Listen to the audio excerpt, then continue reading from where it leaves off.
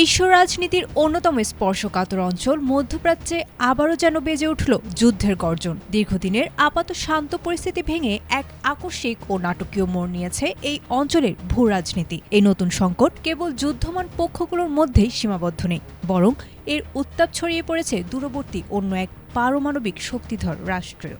বিশ্ব পরাশক্তি ও আঞ্চলিক দেশগুলোর চোখ এখন এমন এক সমীকরণের দিকে যা পুরো এশিয়ার নিরাপত্তা ব্যবস্থাকে ওলটপালট করে দিতে পারে।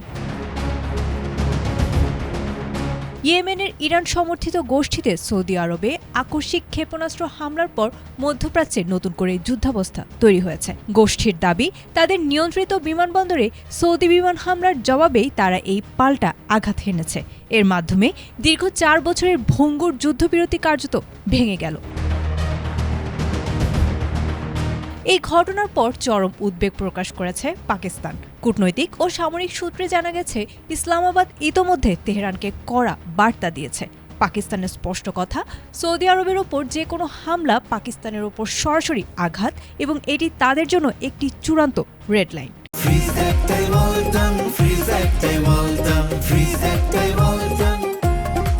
মূলত গত বছর সৌদি আরবের সাথে সই হওয়া একটি ঐতিহাসিক প্রতিরক্ষা চুক্তির কারণে পাকিস্তানও সরাসরি এই সংকটে জড়িয়ে পড়ার ঝুঁকিতে রয়েছে। বর্তমানে হাজার হাজার পাকিস্তানি সেনা ও যুদ্ধবিমান ইয়েমেন সীমান্তের কাছাকাছি সৌদি অঞ্চলে মোতায়েন রয়েছে, যা তাদের সরাসরি বিপদের মুখে ফেলেছে। নিরাপত্তা বিশ্লেষকরা বলছেন, লোহিত সাগর ও হরমুজ প্রণালীর এই উত্তেজনায় পাকিস্তানের অভ্যন্তরীণ জ্বালানি সরবরাহ ইতোমধ্যে ব্যাহত হয়েছে।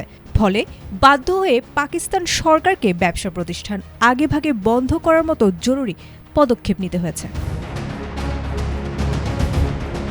এদিকে এই চরম উত্তেজনার মধ্যে ইরানের স্বরাষ্ট্রমন্ত্রী ইস্কান্দার মোমেনির নেতৃত্বে একটি উচ্চ পর্যায়ের প্রতিনিধি দল ইসলামাবাদ সফর করেছে। পাকিস্তানের পররাষ্ট্র মন্ত্রণালয় সব পক্ষকে সংযম ও সংলাপের আহ্বান জানালেও নির্ভরযোগ্য সূত্র নিশ্চিত করেছে, পরিস্থিতির আরও অবনতি হলে এবং রিয়াদ সামরিক সহায়তা চাইলে পাকিস্তান সরাসরি সৌদির পাশে গিয়ে অস্ত্র ধরবে। আয়েশা আক্তার, এটিএন বাংলা।